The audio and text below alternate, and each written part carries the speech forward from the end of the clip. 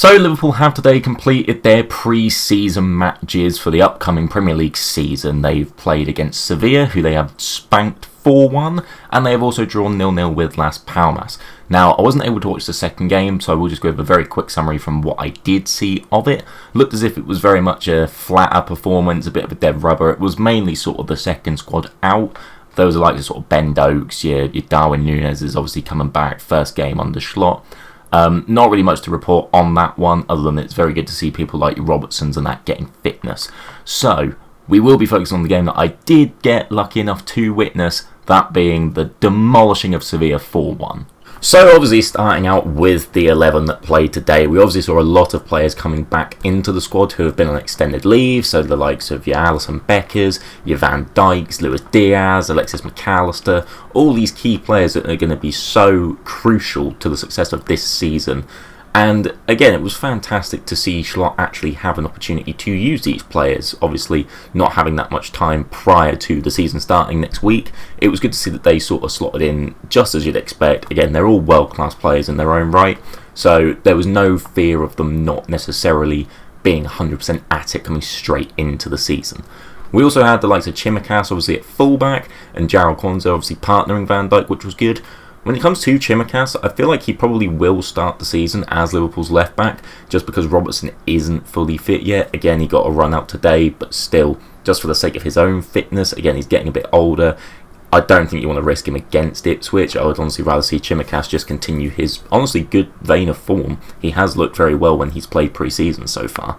And then we had the boy back, didn't we? Our Scouse lad, Trent Alexander-Arnold, coming in. Again, we know how classy he is. Look, fucking straight bang at it.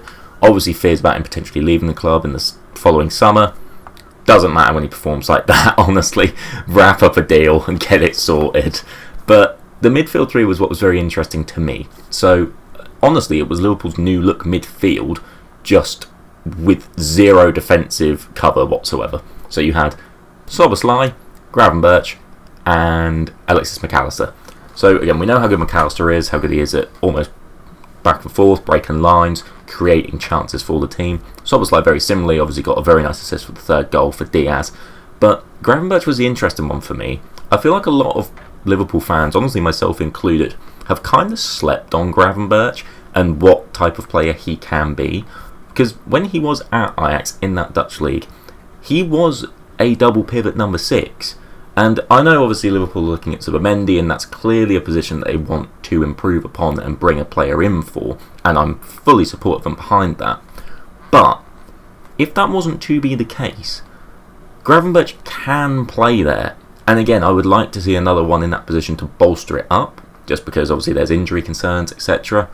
But Gravenberch is a player that could really flourish in this Schlott system.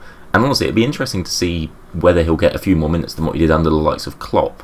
We then, of course, move on to the front three. So as I mentioned, we had Luis Diaz, who did look shit hot, for lack of a better phrase today. He looked on it. We had Mo Salah down the right, as always. And through the middle, the man that I want to see start as number 9 for Liverpool next season, provided he's obviously can stay fit, Diogo Jota. And what a fucking finish it was. We might as well go straight into it. The first goal of the game. Lovely little cross in there, I believe, from Trent. It was sort of a second phase of a corner. Whipped in from Trent. And Jota, this is why Jota is so excellent. The positions he takes up are just so natural for a little poacher. And that is exactly what he is. He is a little class, clinical poacher. And yeah, left-footed volley absolutely flew into the top corner. Genuinely, we know the ability that that man has if he can stay fit for a full season. I think Jota is a 20-goal a season striker. Genuinely, I think you can get that output out of him. But carrying on, obviously Diaz, speaking of a man that does need to improve his output a little bit, and fingers crossed he can continue what he did today, just picks up the ball, absolutely skins the Sevilla defender and rifles it in that top corner for 2-0. Class, absolute class play. The third goal itself was absolutely just it's Schlott ball. I don't know how else to describe it. The attacking fluidity between the players is just class. It's not something that we're used to seeing. I mean, we're used to seeing heavy metal football and this branded, brash, attacking, effective, efficient Klopp style. This is more fluid and possession based and more Pep Guardiola like, I suppose. Either way, just the sheer elegance of it. The little through ball into Szoboszlai. Szoboszlai rolls it across, and Diaz has a marvellous little tap in. It was like a FIFA goal, genuinely. It was that sweaty goals win games, right? We know this. That was essentially what that was. And then again, we go into that second half. Obviously, Liverpool continued the onslaught to an extent, but you obviously see some other faces. You see some substitutions.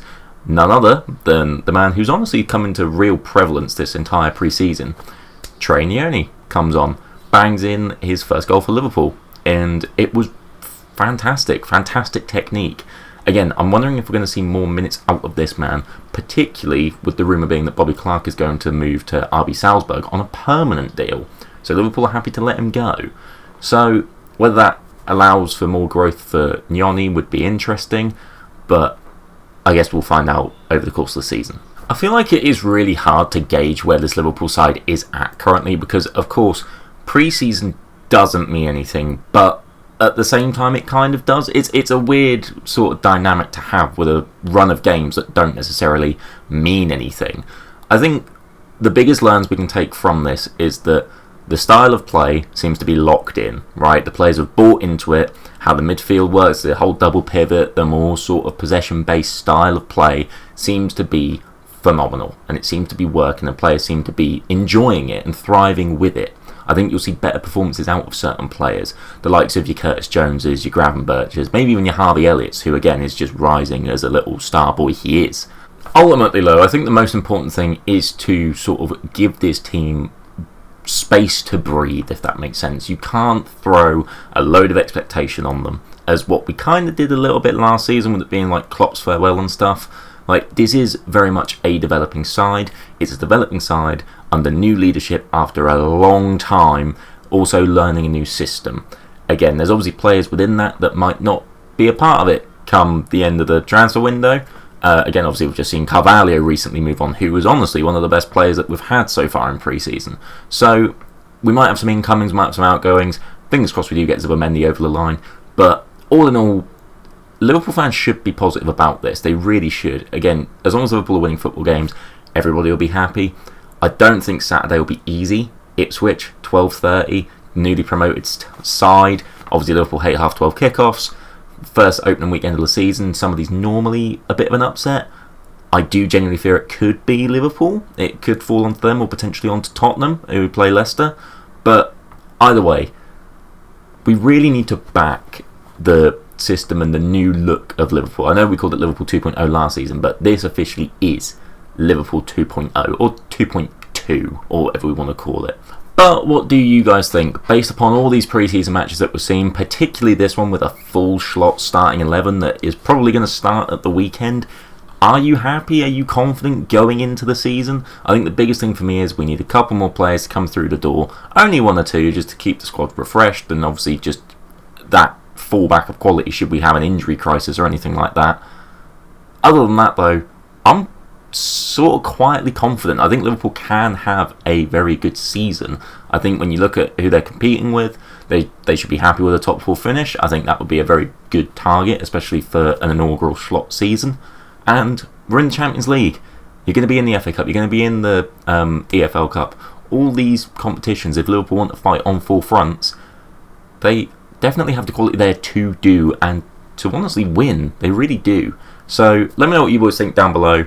Again, I'm very, very excited. There will be more videos coming onto the channel very soon with an Ipswich fan, Mr. Harvey Bell. So make sure you do check that out if you want to see some opposition's preview. And yeah, thanks ever so much for watching. Do subscribe if you haven't already or if you're new. And yeah, thanks ever so much for watching, guys.